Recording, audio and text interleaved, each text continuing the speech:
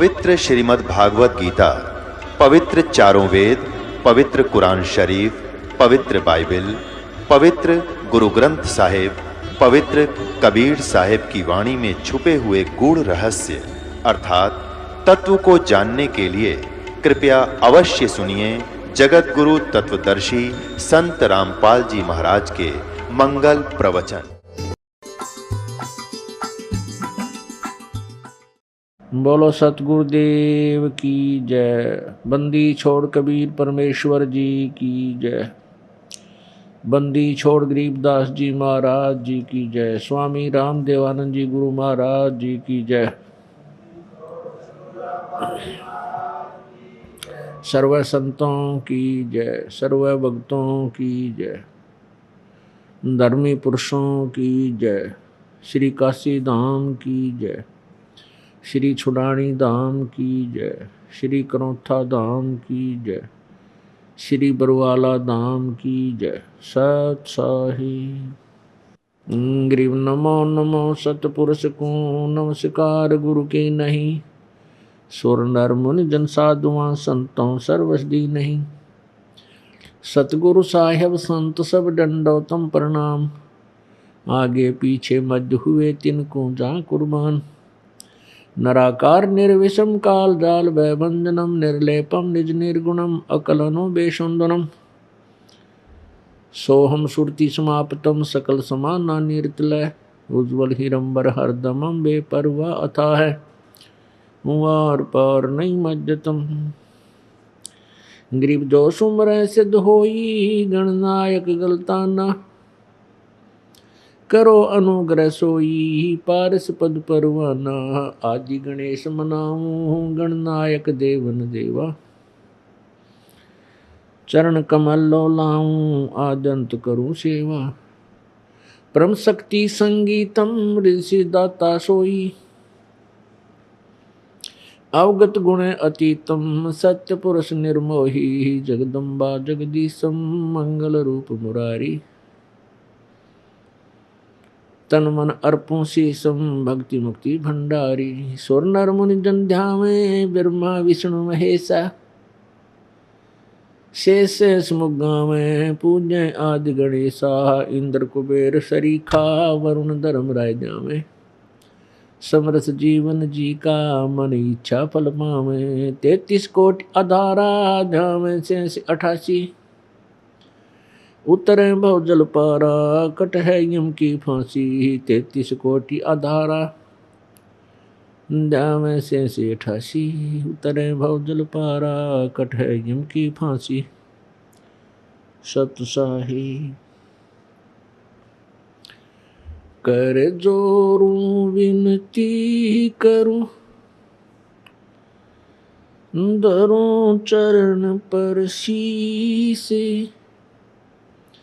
गुरु जी नाम देवानंद जी महाराज ने दियो नाम बख्शीश। कोटि कोटि सिजदा करूं कोटि कोटि प्रणाम। चरण कमल में राखियो मैं बांजी जाम गुलाम। कुत्ता तेरे दरबार का मोतिया मेरा नाम। गले प्रेम की जेवड़ी जांखे चोवा जाऊं मैं। तो करो तो बावड़ू दूर दूर करो तो जाऊं। जो राखो तो ही रहूं जो देव सो खाऊं। गुरु बड़े गोविंद से मन में देख विचार। हरि सुमरे वो वार हैं गुरु सुमरे हो पार। 7 द्वीप 9 खंड में गुरु से बड़ा ना कोई। करता करे ना कर सके गुरु करे सो होए। जय इब के सतगुरु मिले, सब दुख आखोरो। चरणों ऊपर शीश धरूं, कहूँ जो कहनियो। कबीर साईं मिलेंगे, पूछेंगे कुशलात। आद अंत की सब कहूँ, अपने दिल की बात। गुरु जी तुम ना भूलियो, चाहे लाख लोग मिल जाएं, हमसे तुमको बहुत है, तुमसे हमको नाई। तुमरे विसारे क्या बने, मैं किसकी शरण में जाऊं। शिव वृंच मुनि नारदा, तिनके हृदय न समाऊं। अवगुण किए तो बहुत किए, करत न मानी हारे। बावे बंदा बख्श दियो, बावे गर्दन उतारे। अवगुण मेरे बाप जी, बख्शो गरीब निवाजे। जो मैं पूत कपूत हूँ, बोहर पिता को लाजे। मैं अपराधी जन्म का, नक्शक भरे विकार। तुम दाता दुख भंजना, मेरी करो संभार। लूट सको तो लूटियो, कबीर लूट सको तो लूटियो। राम नाम के लूटे,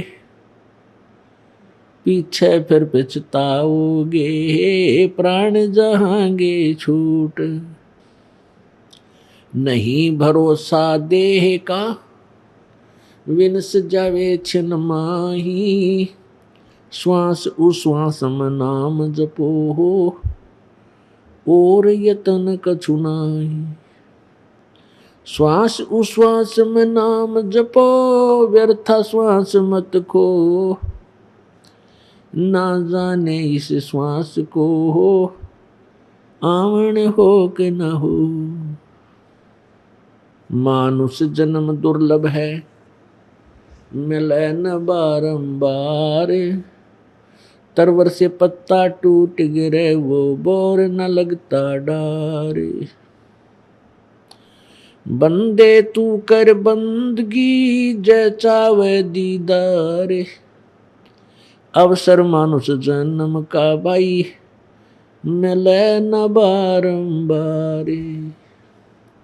मानुष जन्म पाय के, नहीं रटे हरि नाम। जैसे कुआ जल बिना, फिर बनवाया क्या काम। वो पृथ्वी पति चकवे गए, जिनके चक्र चलंत। रावण सरीखे कौन गिने, ऐसे गए अनंत। सर्व सोने की लंका होती, रावण से रणधीरम। एक पलक में राज विराजीव, जम के पड़े जंजीरम। दरियो दुर्योधन से राजा होते, संग इकोतर बाई। 11 अक्षौणी संग चले थी, देही गीद न खाई। 60,000 सगड़ के होते, कपिल मुनि सुवर खाए। एक सपुत्र उतान पात का, परमात्म पद पाए। काशीपुरी कबीरा होते, ताहे लखोरे भाई। केसों से बन जा रे, जिसके 9 लख बालद आई। परमपिता परमात्मा कबीर देव, कबीर परमेश्वर, बंदी छोड़ कबीर साहेब,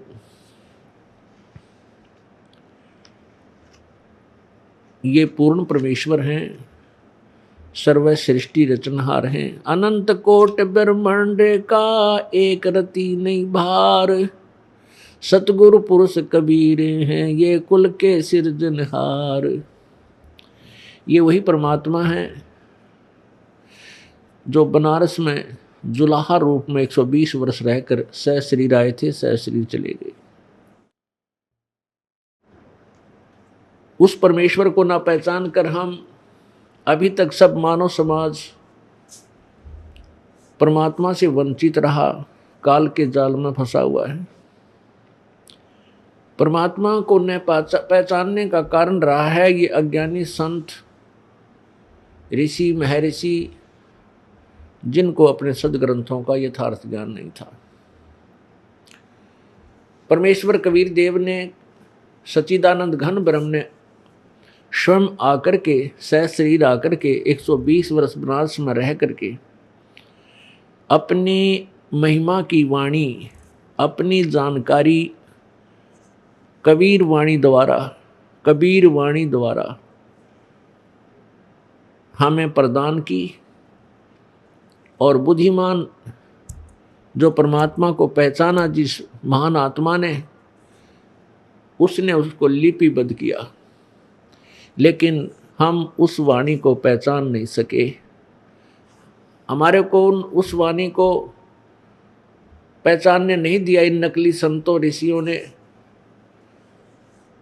ये कहकर हमें बहकाते रहे कि कबीर एक अशिक्षित व्यक्ति है, ये वेदों और गीता जी के विषय में नहीं जान सकता, क्योंकि पवित्र चारों वेद, पवित्र गीता जी, पवित्र पुराण, ये सभी संस्कृत भाषा के अंदर लिपिबद्ध थे। और परमेश्वर ने अपनी सिंपल लैंग्वेज में, साधारण भाषा में वही तत्वज्ञान जो पवित्र वेदों में, चारों वेदों में, पवित्र श्रीमद् भगवत गीता जी में, पवित्र पुराणों में जो लिखा हुआ है, वही अपनी सिंपल लैंग्वेज में, साधारण भाषा में लिखवाया था, बोला था। इसलिए कि वो जनसाधारण भी इस तत्व ज्ञान से परिचित हो सके। लेकिन काल से प्रेरित उन नकली संतों, ऋषियों, काल के दूतों ने परमात्मा की वाणी को रिजेक्ट करवा दिया, हमारे हृदय से उतार दिया कि इसके अंदर वेदों और गीता के विरुद्ध ज्ञान दिया हुआ है, पुराणों के विपरीत ज्ञान है। तो हमने उस अमर वाणी को विशेष ध्यान से नहीं पढ़ा, ना देखा, और उनकी इस टिप्पणी को सत्य माना। इस कथन को हमने सत्य मान लिया कि कबीर जी संस्कृत भाषा से अपरिचित होने के कारण सदग्रंथों के ज्ञान से अपरिचित है। इसलिए उन परमेश्वर ने जो बताया था, क्या बताते थे प्रभु परमेश्वर कबीर देव जी? अपनी महिमा आप बताया करते थे। 3 लोक का राज है ये ब्रह्मा विष्णु महेश, ऊंचा धाम कबीर का वाणी विरह विदेश। कि तुम्हारे ब्रह्मा विष्णु महेश जी का 3 लोक में प्रभुता है, एक एक विभागीय मंत्री हैं। श्री ब्रह्मा जी रजगुण विभाग के, श्री विष्णु जी सतगुण विभाग के, श्री शिव जी तमोगुण विभाग के मंत्री हैं। ये 3 लोक पर इनका राज्य है। कौन से लोक हैं वे? स्वर्गलोक, ये अपना पृथ्वी लोक, और एक पाताल लोक जो नीचे है। इन 3 लोकों के प्राणियों के ऊपर इनका इतना अधिपत्य है कि जैसे ब्रह्मा जी के रजोगुण से प्रभावित होकर सभी प्राणी संतानोत्पत्ति करते हैं और यहाँ की सुख सुविधाओं की तरफ दौड़ते हैं। श्री विष्णु जी के सतोगुण के प्रभाव से एक दूसरे में ममता मोह जबरदस्त ढंग से जकड़ी हुई है, ताकि हम यहाँ से हिले नहीं, हमारी यहाँ से आस्था हटे नहीं और यही फंसे रहें। और तीसरे श्री शिव जी के तमोगुण के आधार से आप देख ही रहे हो कितने अच्छा प्रेमी हो, कितना अच्छा प्यारा मित्र हो, रिश्तेदार हो, पति पत्नी हो, 1 मिनट में झगड़ा करके और 10 दिन ना बोले या लट्ठम लट्ठा कत्लेआम हो जा। तो ये यहाँ इतना इनकी प्रभुता है। तो परमेश्वर कबीर देव का ऊंचा धाम, कबीर का, इनसे ऊपर वो स्थान है, सत्यलोक है कबीर भगवान का, कबीर देव का, सत्य पुरुष का, उस सच्चिदानंद घन ब्रह्म का। तो पुण्यात्माओं, हम अभी तक विचलित रहे, हम प्रभु की डेफिनेशन से भी परिचित नहीं, प्रभु की परिभाषा से भी अपरिचित रहे। अब इस दास को परमेश्वर ने वो अमर ज्ञान दिया, वो खजाना दे दिया, जिसको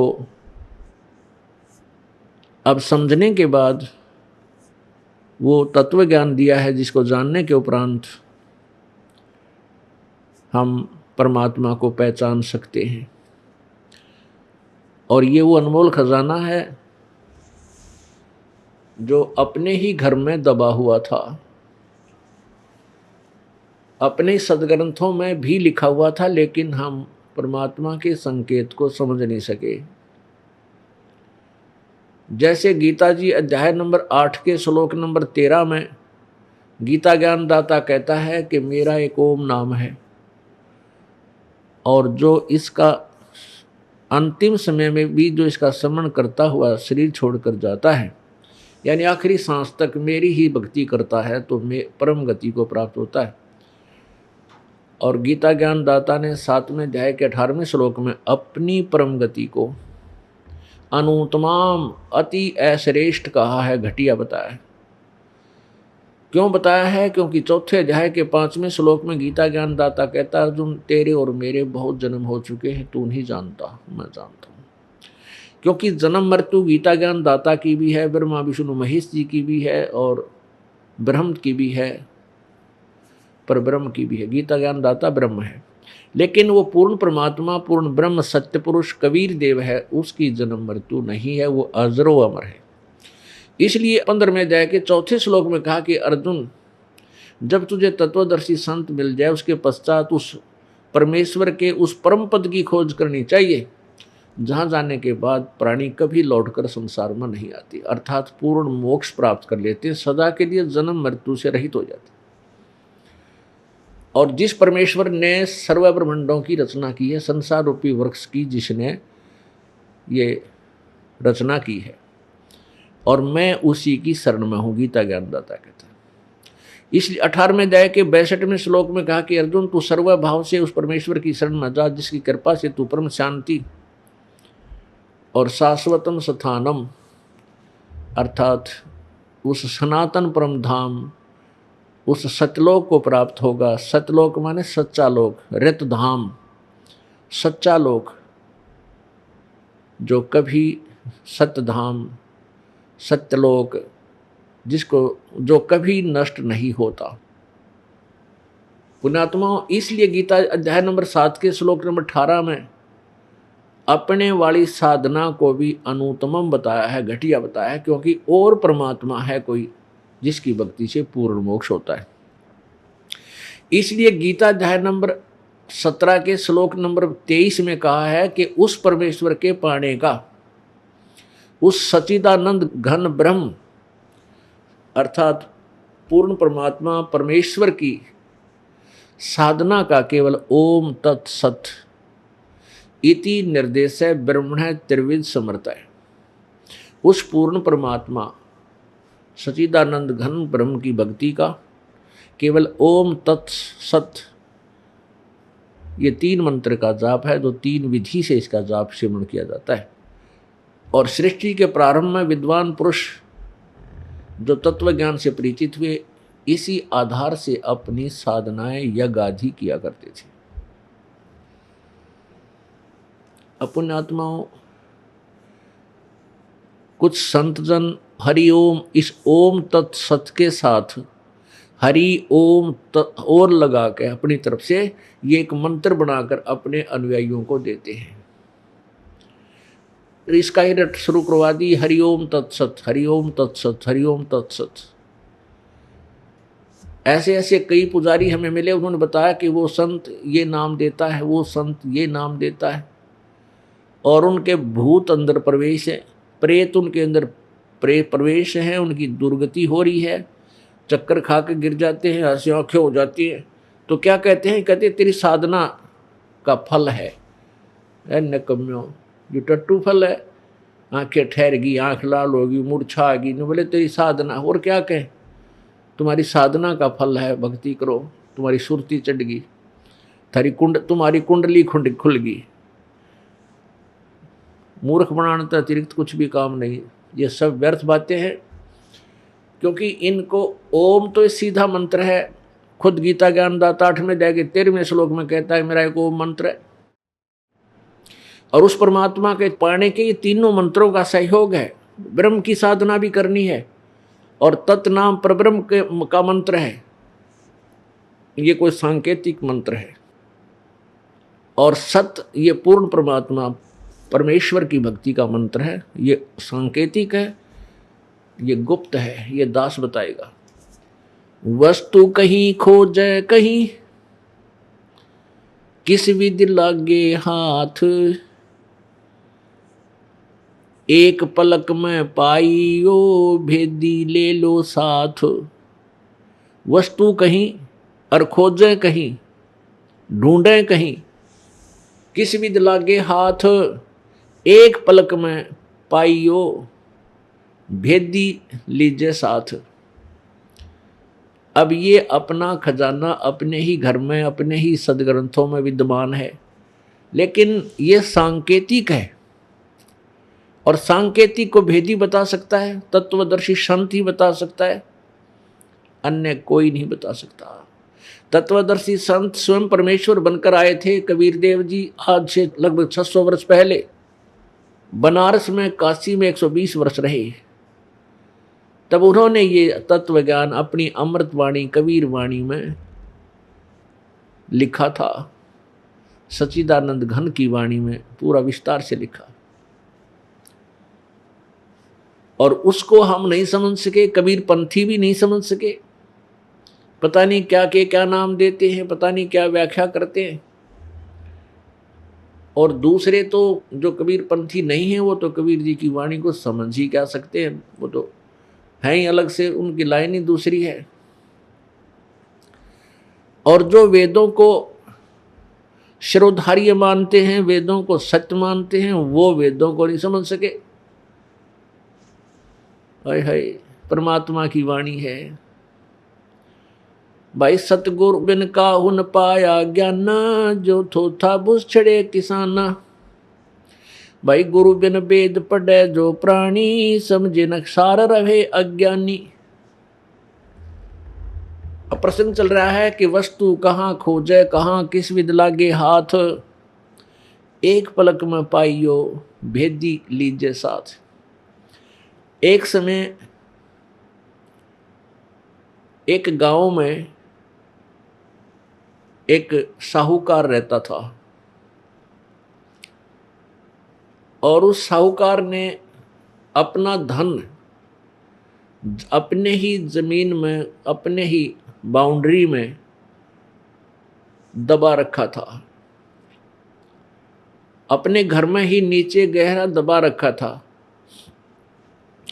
और उसके विषय में अपनी बही में, एक बुक होती थी पहले, बही बोला करते उसको, वो कोरी कापी जिसको कहते हैं ना, प्लेन पेपर की एक नोटबुक सी होती थी, बही बोलते थे उसको। अब बही अब भी हैं गाँव में साहूकारों के पास, जैसे डायरी समझ लो, आजकल डायरी बन गई। तो उस बही में लिख रखा था कि धन मैंने ऐसे ऐसे दबा रखे। अपने पुत्रों को कहा करता, बेटा मेरी मृत्यु के बाद चिंता मत करियो, मैंने धन बहुत दाब रखा है, और इस नोटबुक में लिख रखा है, वही में, और उसको समझकर प्राप्त कर लियो। अब समय आ गया, उसके पिताजी की मृत्यु होगी। मृत्यु होने के बाद पिताजी का अंतिम संस्कार करने के उपरांत उन बच्चों ने सोचा भी पिताजी ने बही में लिख रखा था, वो धन बहुत है, देखते हैं। उस बही में लिखा हुआ था, उस नोटबुक में लिखा था कि कोई भी महीना लीजिए, कि जेठ उतरते की चतुर्दशी की रात्रि के 12 बजे इतना धन मंदिर के गुंबद में दबा रखे। क्या लिख रखा था कि जेठ उतरते की चतुर्दशी यानी चांदनी रात, चांदनी चतुर्दशी सुदी, जिसमें रात्रि में चंद्रमा निकलता है, रात्रि के 12 बजे और मंदिर के गुम्मज में इतना पैसा दबा रखे।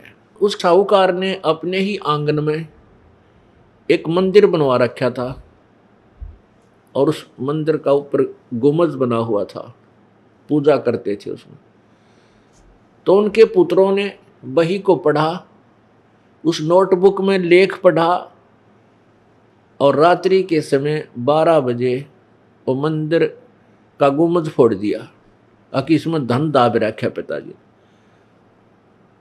तो वो धन उसमें था नहीं, वो मंदिर फोड़ दिया, गुम्बद फोड़ दिया, पैसा पाया नहीं। अब बड़े हताश हुए और गांव वाले कहने लगे, रहे निकम्यों, तुम्हारे पिताजी ने तो ऐसा बढ़िया मंदिर बनवाया था, नास्तिको तुमने क्यों तोड़ दिया मंदिर। अब न्यू क्यों बताओगे, इसमें पैसे दाब रखे मेरे पिताजी ने। कहने लगे जी बढ़िया बनावाएंगे इसको, मेरे पिताजी कह के गए थे बेटा इसको अच्छा बनवाना। गांव वाले शांत हुए। फिर उन बच्चों को बड़ा दुख हुआ कि पिताजी ने तो झूठ बोल दिया, जहां लिखा था वो पैसा वहां मिला नहीं। दोनों बड़े क्षुब्ध हुए, पिताजी को उलाने देने लगे कि पिताजी झूठ बोलते थे, झूठे थे। एक दिन उनका चाचा जी आ गया, कोई नाते में उनके पिता का मित्र था, वो वहाँ आ गया। उनसे जब कुशल मंगल होने के बाद पूछा कि अंकल जी मेरे पिताजी तो बहुत झूठे आदमी थे, न्यू क्या करते, वे हमारे पास घना धन है बेटा और हमने दबा रखा है, और पिताजी का जहाँ उन्होंने लिखा था वो धन मिला नहीं हमने, पिताजी झूठ बोल गए। तो उनका अंकल जो था, उनके पिताजी का मित्र, वो कहने लगा भाई वो नोटबुक मुझे दिखाओ, वो बही मुझे दिखाओ। उसने पढ़ कर देखा कि जेठ उतरते की चतुर्दशी यानी सुदी चतुर्दशी 14 और रात्रि के 12 बजे मंदिर के गुम्बद में इतना धन दाब रखा। तो वो समझ गया तुरंत, कहने लगा बेटा यो मंदिर का गुम्बद उतना ही बनाओ, वैसा ही बनाओ, बड़ा छोटा मत करियो, और धन बताऊंगा मैं तुम्हारे को। और उसमें 1 महीना शेष था, वह जेठ उतरते की 14 में, और 1 महीने के बाद आऊंगा मैं जेठ उतरते की 14 में, ये मंदिर तैयार कर दो इतने। उन्होंने मंदिर तैयार कर दिया, वो गुम्बद न्यू का न्यू। उस दिन आकर के रात्रि के समय उनके अंकल ने, उस ताऊ जी ने, चाचे ने बताया कि जहां चंद्रमा के प्रकाश से मंदिर के गुम्बद की छाया उनके आंगन में जहां थी, उसको निशान लगा दिया कि यहां खोदो। अब वहां रात में खोदा तो धन जो का तो मिल गया। तो ये संत जो हैं ये गुम्बद फोड़नीय हैं, इनको अपने सदग्रंथों का ज्ञान हुआ नहीं और सब ने बकवाद गढ़ रखी है। अब इस दास को परमात्मा ने इतनी बुद्धि दी कि हमने वो स्थान ढूंढ लिया जहाँ यो खजाना था। ये सांकेतिक शब्द हैं, वो सांकेतिक शब्द थे कि जेठ उतरते की 14 रात्रि के 12 बजे और मंदिर के गुम्बद में इतने रुपये दबा रखे। तो बुद्धिमान था, उसने देखा रात्रि के 12 बजे क्यों लिखा, और वह 14 क्या लिखने की जरूरत क्या थी, धन तो कित कद्दे दावे दे लिखने, उसमें फायदा क्या। तो उसने तुरंत हिसाब डाल लिया कि रात्रि के 12 बजे जब चंद्रमा की रोशनी में गुम्बद की जहाँ छाया जाएगी, वो स्थान निर्धारित था, वहाँ धन मिल गया। तो ऐसे है, वस्तु कहाँ खोजे कहाँ, और किसी भी दिला गए हाथ, एक पलक में पाइयो, बेदी ले लो साथ। भेदी। अब तत्व ज्ञान जो तत्वदर्शी संत है, ये भेदी होता है परमात्मा के सदग्रंथों का, उसकी महिमा का। तो पुण्यात्माओं, ऐसे ये अभी तक ये बिजली गिरी रही, अज्ञान अंधेरा इतना हो गया कि केवल दंत कथाओं पर हम आधारित हो गए। परमेश्वर ने आकर के अपनी अमृतवाणी में वो भेद दिया जिसको आज तक न कोई कबीरपंथी समझ सके और दूसरों को तो कहें क्या। तो पुण्यात्माओं, अब शुभ अवसर आ गया है। परमपिता परमात्मा, सारी सृष्टि के रचनहार, कुल मालिक कबीर देव, कबीर प्रभु अपने तत्वज्ञान को आप ही बताया करते थे। आप पे आरती आप पे साजे, आप पे किंगर आप पे बाजे, आप पे ताल झान झनकारा, आप नचे आप देखण हारा, कह कबीर ऐसी आरती गाऊं, आप पामाए आप समाऊं। परमेश्वर ने आप ही यहाँ तत्वदर्शी संत की भूमिका करनी पड़ी और स्वयं ही एक दास की भूमिका की और स्वयं ही जगत गुरु जी का रोल किया और स्वयं ही एक नेक इंसान यानी एक अच्छे नागरिक का रोल किया। पुण्यात्माओं, परमात्मा हमें उदाहरण देकर गए हैं कि यदि तुमने परमात्मा पाना है, परमात्मा कहते थे जैसे मैं अपनी दिनचर्या बनाए हुए हूं ऐसे ही आपने बनानी है। उस समय की धारणा थी जाति पाति छुआछूत चरम सीमा पर थी और उस समय के व्यक्ति यही मानते थे कि परमात्मा की भक्ति करना और परमात्मा का ज्ञान प्राप्त करना केवल एक ब्राह्मण वर्ग को ही अधिकार है और वही परमात्मा पा सकते और अन्य वर्ग प्रभु प्राप्ति नहीं कर सकता, ऐसी धारणा बनी हुई थी। तो परमेश्वर ने आकर के अपनी लीला एक शूद्र वर्ण में, जैसे अपने 4 वर्ण हैं ब्राह्मण क्षत्रिय वैश्य और शूद्र, तो परमात्मा शूद्र वर्ण में आए और जुल्हे की भूमिका की। और जुल्हा भी इतना गरीब, हैंड टू माउथ, यानी इतनी दारिद्री, इतनी गरीबी कि प्रतिदिन कपड़ा बुने, 2-4 दिन में जितना बन जाए उसको, उसकी जो कमाई आवे थी, उसकी बुनाई आवे थी पैसे की, उससे अपना गुजारा करते थे और भगवान भजते थे। वो हमें एक शिक्षा देकर गए हैं कि बच्चों, परमात्मा पाने के लिए जाति मजहब का लक्ष्य नहीं है। परमात्मा पाने के लिए आत्मा निर्मल हो, विकार रहित हो, बीड़ी शराब मांस तम्बाकू आदि ये त्यागनी पड़ेंगी, चोरी ठगी बकवाद, और पूर्ण गुरु हो और सच्ची लगन से भक्ति करो। गरीब हो चाहे अमीर, रंग है चाहे राजा, किसी भी वर्ण का व्यक्ति है, चाहे ब्राह्मण है, चाहे अक्षत्रिय है, चाहे वैश्य है, चाहे शूद्र है, यदि उसको तत्वदर्शी संत मिल जाता है, भक्ति सत्य करता है, बुराइयों से दूर रहता है, तो परमात्मा प्राप्ति निश्चय होगी। इसी अंधेरे को हटाने के लिए परमेश्वर सतलोक से चलकर सहशरीर बनारस में एक कमल के फूल पर नवजात शिशु का रूप धारण करके प्रकट हुए थे। परमात्मा एक जीवन में, एक समय में, एक युग में ऐसे एक लीला भी करते हैं। वो एक बालक रूप में प्रकट होते हैं, फिर धीरे धीरे बड़े होते हैं। वो किसी माँ से जन्म नहीं लेते, क्योंकि परमात्मा स्वयंभू है, परिभू है। वो शुक्रम अकायम ऐसनाविरम, उस परमात्मा का शरीर शुक्र यानी माता पिता के योग से बना हुआ नहीं होता, बीज से नहीं बनता, शुक्र से नहीं बनता। शुक्र अकायम, शुक्रम अकायम, माता पिता के योग से बनी हुई काया रहित, ऐसनाविरम उस परमेश्वर के शरीर में नाड़ी आदि का यंत्र तंत्र नहीं है, नाड़ी तंत्र नहीं है, बगैर नाड़ी आदि का शरीर है, तेज पुंज का है, नूरी शरीर है, एक तत्व से बना हुआ है।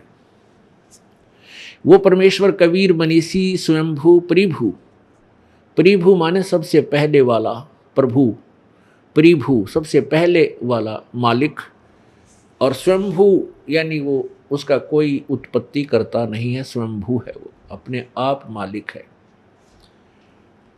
यजुर्वेद अध्याय नंबर 40 का श्लोक मंत्र नंबर 8 में ये वर्णन है जो दास आपको बता रहा है। और वो परमात्मा ऐसे प्रकट होकर के अपनी अमृतवाणी को सुनाता है। यजुर्वेद अध्याय नंबर 5 के श्लोक नंबर 1 में कहा है, अग्ने तनुरसी विष्णुवे त्वा सोमस्य तनुरसी। वो परमात्मा सशरीर है उस परमेश्वर का, सबके पालन करने के उद्देश्य से, सबका पालन करने के लिए, यानी जैसे गीता जी अध्याय नंबर 15 के श्लोक नंबर 16-17 में 3 भगवान बताए, 3 प्रभु बताए, एक तो क्षर पुरुष, एक अक्षर पुरुष 16वें श्लोक में, और ये दोनों नासवान बताए।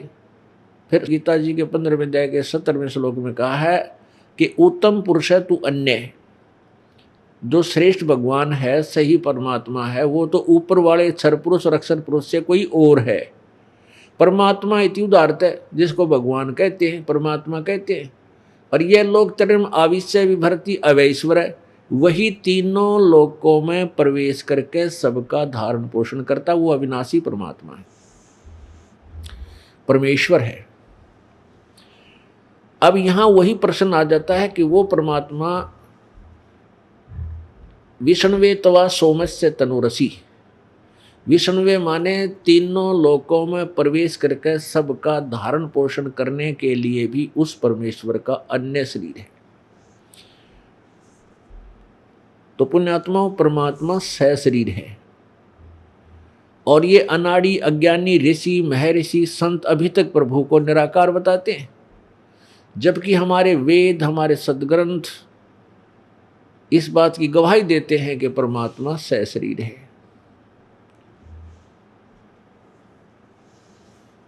इसीलिए तो कहा है कि गुरु बिन काहू न पाया ज्ञाना, जो थो था बुस छड़े किसाना। गुरु बिन वेद पढ़े जो प्राणी, समझे न सार रहे अज्ञानी। उस परमेश्वर ने अपने महिमा के ग्रंथों का, जैसे चारों वेद भी परमेश्वर की महिमा ही गाते हैं कबीर जी की। परमेश्वर कबीर जी ने बताया कि वेद मेरा भेद है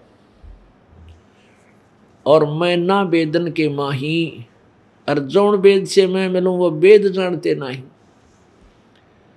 जैसे गीता जी अध्याय नंबर 4 के श्लोक नंबर 32 में कहा है कि अर्जुन, जो मैंने 25 से लेकर 31 तक तुझे बताया है कि कोई ऐसी पूजा करता है, कोई ऐसी साधना करता है, कोई ऊपर को पैर करके, कोई प्राणायाम करके, कोई डेली पाठ स्वाध्याय करके ही, कोई अहिंसावादी होकर के मुंह पर पट्टी बांध कर नंगे पैरा घूमता है, कोई देवताओं की पूजा करता है और उन पूजाओं को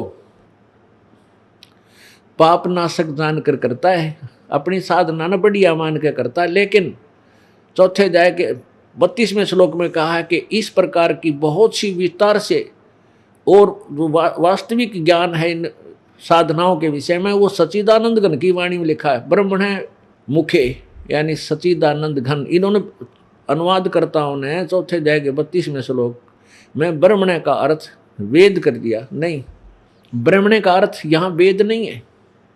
जैसे 17वें अध्याय के 23वें श्लोक में लिखा है ओम तत्सत इति निर्देश है, ब्रह्मण त्रिविध समर्थ है। वहाँ इन अनुवादकर्ताओं ने ब्रह्मण का ठीक अर्थ किया है कि सच्चिदानंद घन परमात्मा के प्राप्ति का ओम तत्सत ये मंत्र है। तो वह ब्रह्मण का अर्थ सच्चिदानंद घन ब्रह्म है। तो यहाँ चौथे अध्याय के 32वें श्लोक में ब्रह्मण का अर्थ सच्चिदानंद घन ब्रह्म की मुखे यानी उन्हीं के मुख में से उच्चारित जो मुख्य वाणी है, कबीर वाणी, सच्चिदानंद घन की वाणी में वो ज्ञान विस्तार से लिखा है। तो परमात्मा अपनी महिमा का ज्ञान हमें सुनाया करते थे, लेकिन हम उसको समझ नहीं सके।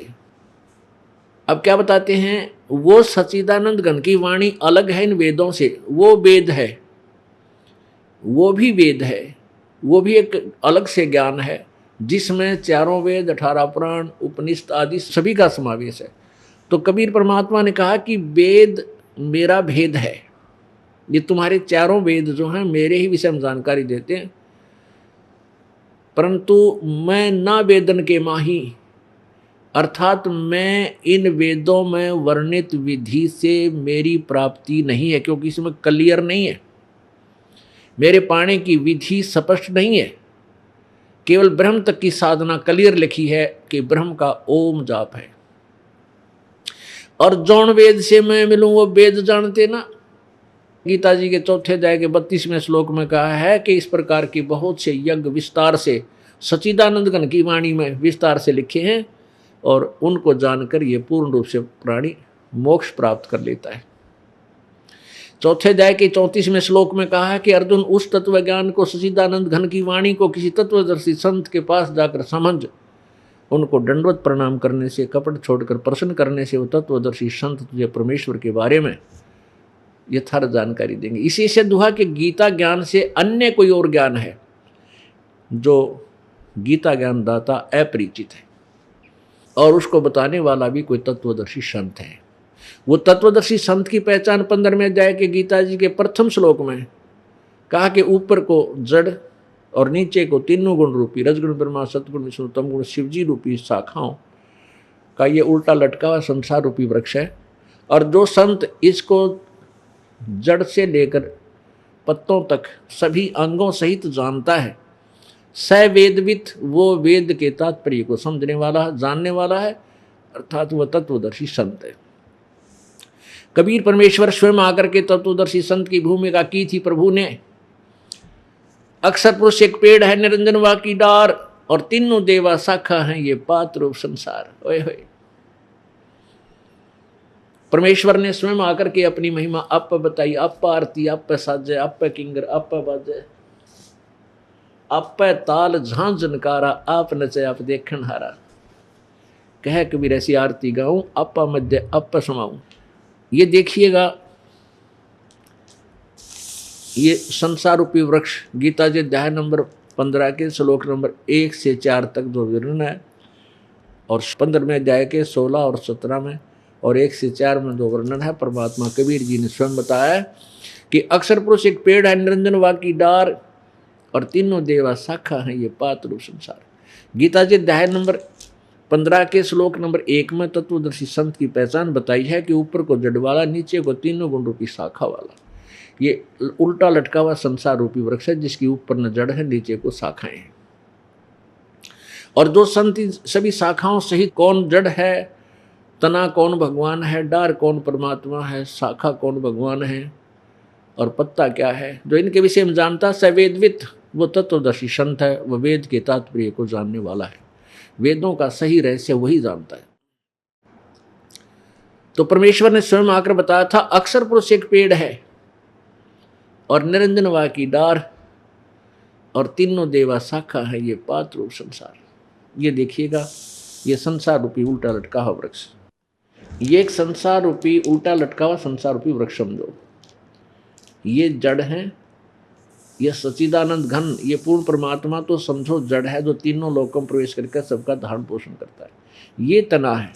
अब परमात्मा ने यहाँ से आगे आगे का ज्ञान दिया है जानबूझकर, क्योंकि परमेश्वर ने कहा था कि धर्मदास तो लाख दुहाई, यो मूल ज्ञान कहीं बार ना जाई। परमात्मा ने हमें सारा संकेत दिया, और फिर भी मूल ज्ञान को गुप्त ही रखने को कहा था। अक्षर पुरुष एक पेड़ है, जो जमीन से बाहर, पृथ्वी से बाहर जो वृक्ष दिखाई देता है उसको पेड़ बोलते हैं। उसके अंग कौन कौन से हैं? बाहर जो दृष्टिगोचर हैं, तना है, फिर मोटी डार, डार के फिर शाखाएं, और आगे पत्ते।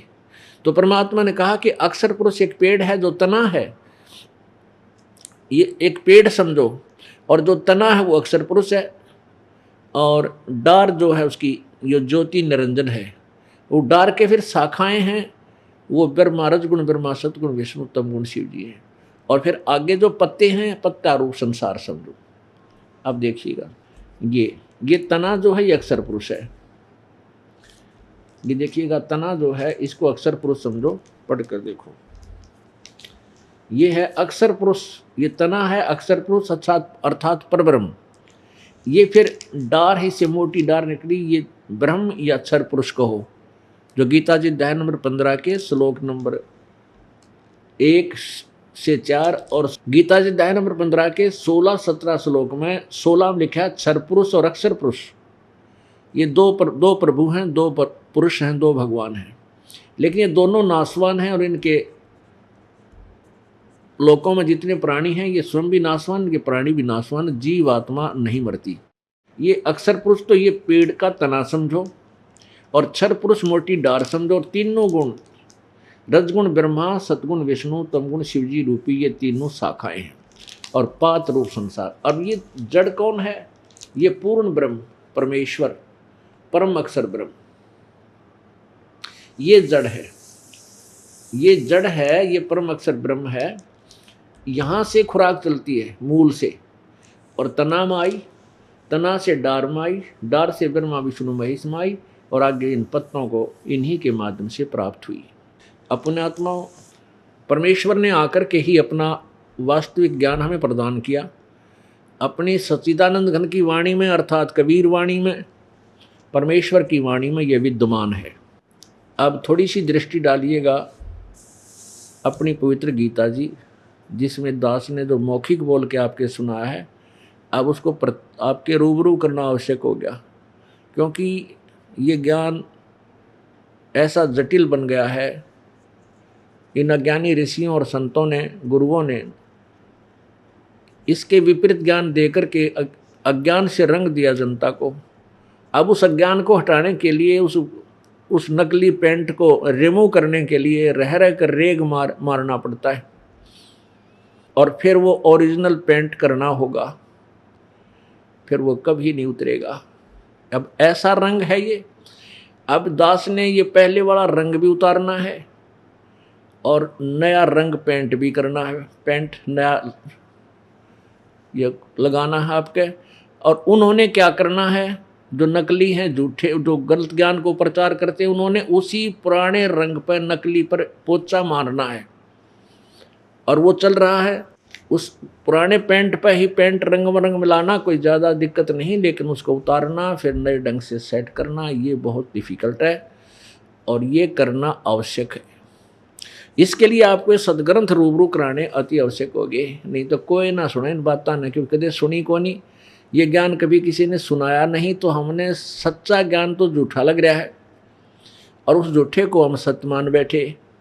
तो उस असत्य को असत्य सिद्ध करना, और सत्य को सत्य सिद्ध करने के लिए हमें ढेर सारे प्रमाणों की प्रत्यक्ष आवश्यकता होगी। इसलिए ये दास आपको रह रह कर ये सत्य ग्रंथ सुना दिखा रहा है। नहीं तो मैं जैसे इस एक बार जब ये ज्ञान सबके हृदय में रंग जाएगा, फिर तो सीधी कथा सुनाया करेंगे परमात्मा की महिमा की, और आप गद गद हो जाया करोगे। अब मैं कथा सुनाऊंगा कबीर भगवान की, ऐसे ऐसे उन्होंने किया, किससे के पल्ले ना पड़े, नो का झूठ बोला कबीर पंथी है, इसलिए अपने अपने भगवाना की सब महिमा गाते हैं। जैसे राम और श्री कृष्ण जी की महिमा कोई कहीं खड़ा होकर सुना दे, सब ने स्वीकारी है का ऐसा ही है, ऐसा ही है।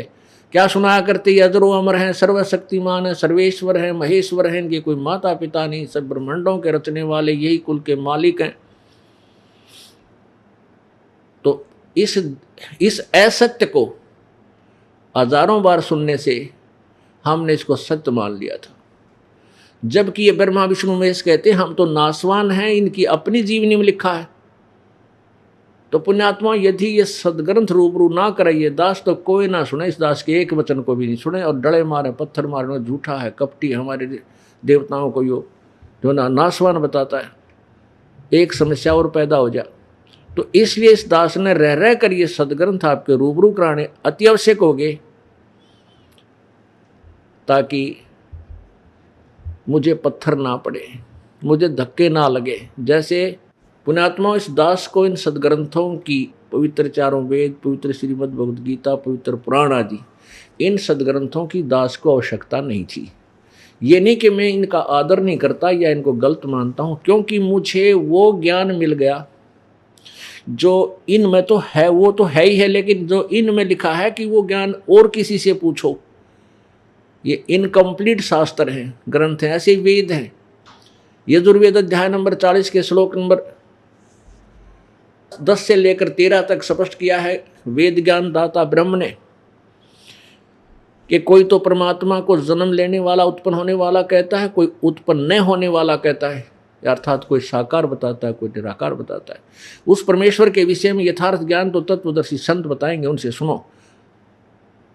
इससे सिद्ध है कि वेद ज्ञान कंप्लीट नहीं है और गलत नहीं है। तो इस दास को वो सच्चिदानंद घन की वाणी मिल गई थी जिसमें इस सभी सदग्रंथों का समावेश है। इनकी आवश्यकता ही नहीं रहती जब हमें कबीर वाणी का सही ज्ञान हो जाएगा। तो इसलिए ये बुरे नहीं है, लेकिन मुझे आवश्यकता नहीं थी। इसलिए दास ने सबसे पहले उन्हीं के आधार से गांव-गांव में प्रचार किया, तो उसका रिजल्ट अच्छा नहीं आया। क्यों नहीं आया? क्योंकि कुछ व्यक्ति ये कहते थे कि झूठ बोलता है, कबीर भगवान नहीं है, ब्रह्मा विष्णु महेश नासवान नहीं है, ये अजर अमर हैं, सर्वेश्वर हैं, महेश्वर हैं। तो गांव-गांव में भी हमारे पत्थर लगने लगे। फिर दास ने क्या किया कि एक आश्रम की स्थापना इन भक्तों ने मिल करके सोचा कि कोई ऐसा स्थान नियुक्त किया जाए जहाँ पर बैठकर हम सब सामूहिक ढंग से सत्संग सुन सकें। गांव करोथा, जिला रोहतक में एक ज़मीन का टुकड़ा भक्तों ने लिया, वहाँ एक आश्रम की स्थापना की। तो वहाँ फिर दास ने एक दिन सोचा कि प्रभु आपकी वाणी अमर है, निर्दोष है, सत्य है, लेकिन आपकी वाणी में लिखा है कि वेद हमारा भेद है, मैं ना वेदन के माही, पर जौन वेद से मैं मिलूँ वो वेद जानते नहीं। परमात्मा आप कह रहे हो कि मेरी महिमा इन वेदों में वर्णित है। यदि आपकी महिमा प्रभु वेदों और गीता जी और पुराणों में मिल जाए, आपके बच्चे आपको पहचान सकते हैं दाता, नहीं तो बिल्कुल नहीं पहचानेंगे, क्योंकि इन अज्ञानियों ने आपके विषय में बहुत भ्रमणा पैदा कर रखी है। ऐसा बहुत बार मन में रह कर आया और विचार भी आया कि परमात्मा आपकी प्रेरणा से, आपकी कृपा से घर भी त्याग गया, नौकरी भी छोड़ दी और ये काम अधूरा रह गया पालिक, इस दास का जीवन व्यर्थ है। कई बार ऐसी प्रेरणा आई, आंखों में आंसू आए, कैसे समझाऊं इन भोली आत्माओं को, आपको भगवान ये नहीं मानने को तैयार हैं। ठीक है, जिनका सुख हो जाता वो तो मान गए, लेकिन ये कोई आधार नहीं है। सुख तो थोड़ा बहुत सुख तो कोई और भी दे देता है। जैसे दादू साहब कहते हैं, और संत सब कूप हैं के तेज रीता नीर, और दादू अगम अपार है, दरिया सत कबीर।